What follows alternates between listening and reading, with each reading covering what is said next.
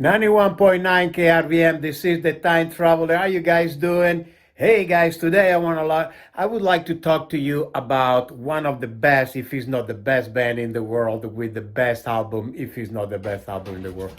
We're talking about Pink Floyd, Wish You Were Here.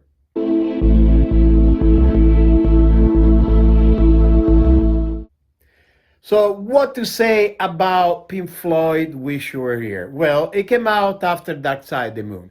Dark Side of the Moon is one of those albums that, happened once in a lifetime for a band. They came out with this incredible album. Alan Parsons, he mastered, and the album was absolutely fantastic. Well, that put them on the map of the major that they didn't request any other album for them. Why? Because the album was fantastic. They know that Pink Floyd can do absolutely everything they wanted. And so they didn't even bother to tell them, now you give us another album. But Pink Floyd, the guys, they really want to. So they really jump on and they want to do another album right away. But being Pink Floyd, they decide to do an album that was completely different of everything they ever done. So what they did, they start to collect sounds of a household and they try to make an album that didn't have any musical instrument. Well, it's not like today that you can sample something, put it in the computer, and in 2 minutes you are done. No. They practically really record every single piece of it, and every time they have to do something, they have to tape together reel to reel to make the sound. So after 2 or 3 months, they give up the idea. So what happened is they start to tour for Dark Side of the Moon, and they go through some trouble. They went through some trouble. Why? Their lifetime stage manager, they found out they had a drug addiction. So they instead of kick him out the band, kind of like they try to save him, try to send him to a rehabilitation. Is because they have like some flashback of what happened with Sid Barrett. So they really want to save this guy, but they couldn't.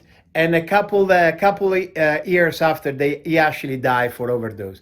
So in this period, when they were dealing with them, they have the serious people, a group of people that try to get into the groove and become the stage manager. They have the sound guy changing. They have the pyrotechnic technician changing. So the sounds, they kind of like, it was not what they used to have, a great sound.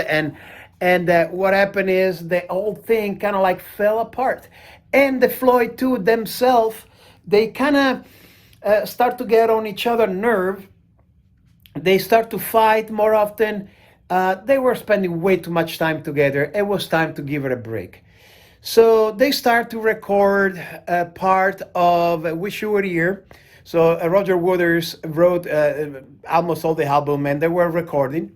And something interesting really happened was during the recording on Shine Your Crazy Diamond, this old man show up at the Abbey Road studio where they were recording, and they didn't know who it was. So after a while, everybody were thinking maybe it's a friend of a friend that they somehow got inside the studio. Well, they found out that actually was nobody else but Sid Barrett. They didn't recognize him. So that is what the story says. The Sid Barrett show up during recording the song that talk about him. And so they went to talk, and I think Dave Gilmour talked to him and said, "What are you up to?" And he just said, "Oh, I live in a flat in downtown. I have a color telly and a pork chop in the fridge, but because I don't need them too quick, they go back, and I keep buying them." So it was really bizarre how Sid show up during the recording of Shine Your Crazy Diamond. They finally were able to finish the album, and it is absolutely a fantastic album. Only the beginning, the famous 5 notes, the dong ding dong ding, or those notes, they're famous. The whole album is fantastic. I know, Welcome to the Machine and Have a Cigar. Oh, Ah, what an album. Anyway, guys, that was what happened to Pink Floyd when they tried to make Wish You Were Here. And this is the Time Traveler on KRVM 90.1 and 9 o'clock on Monday. Please go back and subscribe if you like what I do. But try to go to krvm.org and donate. Is thank you for your donation. The radio has been up for 75 years. Anyway, thank you so much for being here with me, and I will talk to you to the next time traveler here on KRVM. Thank you so much. Bye bye.